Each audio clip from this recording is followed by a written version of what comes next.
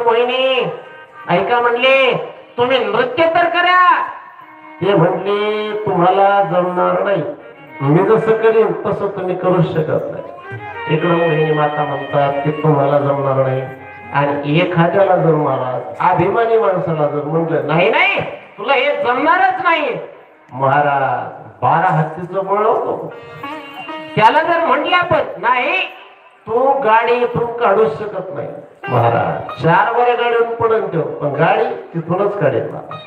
आपण जर त्याला म्हणले की नाही हे काम तुझ्याच्याने होणारच नाही, महाराज एखाद्याकडून काम करून घ्यायचं असतं की त्याला उलट बोलायचं, तुझ्याकडून ही गोष्ट होणार नाही असं म्हटल्याच्या नंतर त्याला असं वाटतं माझ्याकडून होणार नाही, मी करण्यासारखा नाही आणि माझ्यासारखा कोण श्रेष्ठ आहे, माझ्यापेक्षा दुसरा करणारा कोण आहे. हा असणारा भस्मासूर म्हणू लागला मोहिनी माता तुम्ही नृत्य करा. तुमच्या पाठीमाग माग माग मी नृत्य करतो. आणि माझ्या मोहिनी मातेने नृत्य करण्याकरता सुरुवात केली. भगवान शंकर लांबून त्या खांबाच्या आडून पाहू लागले, म्हटले काय चाललंय यांचं बघावं.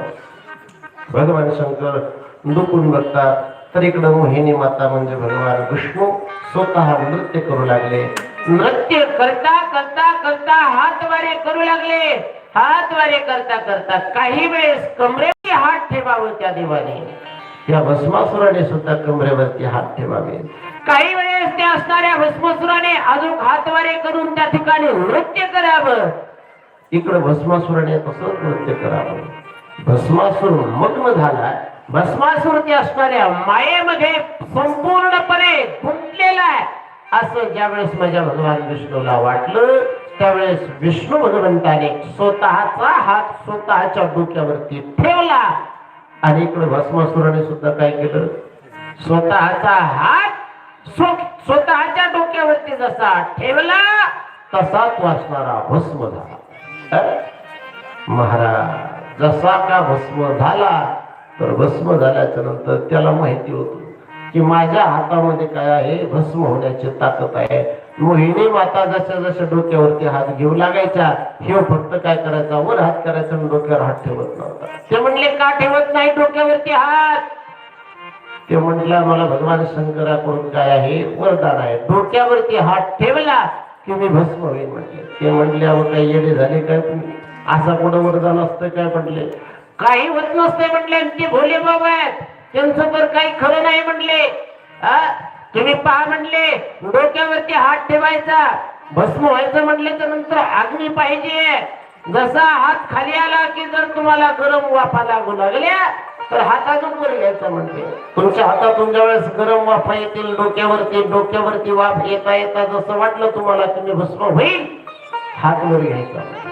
असं काही नसतंय म्हणजे महाराज. तसं तो असणारा तो करू लागला. करता करता करता करता हात डोक्यावरती पडला आणि जागीच भस्म झाला.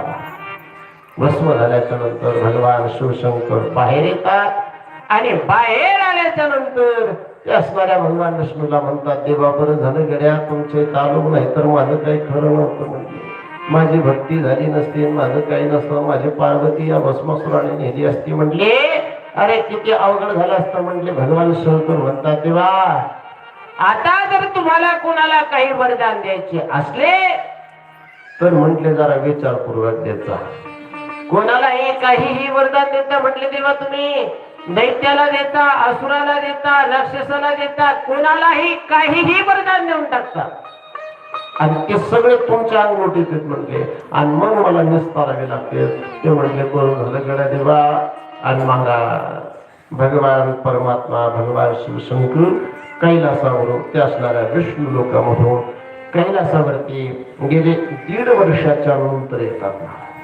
इकडे नंदी महाराज, इकडे सर्वजण भगवान परमात्म्याच्या त्या असणाऱ्या याच्यामध्ये सगळेजण काय करू लागले, विनंती वाट पाहू लागले. म्हटले भगवान शंकर किती दिवस झाले गेले, अजून कसे येणार, कुठे गेले असतील, भगवान शंकर यावे याच्या करता सगळेजण नामघोष त्या कैलासावरती करू लागले. महाराज सगळेजण त्या आनंदाने त्या कैलासावरती जयघोष करू लागले, नामघोष करू लागले. आणि त्या जयघोषामध्ये माझा भगवान परमात्मा अवतीर्ण होतोय. सगळ्या जणांनी एक बार नामस्मरण आणि आपल्या पुढची कथेला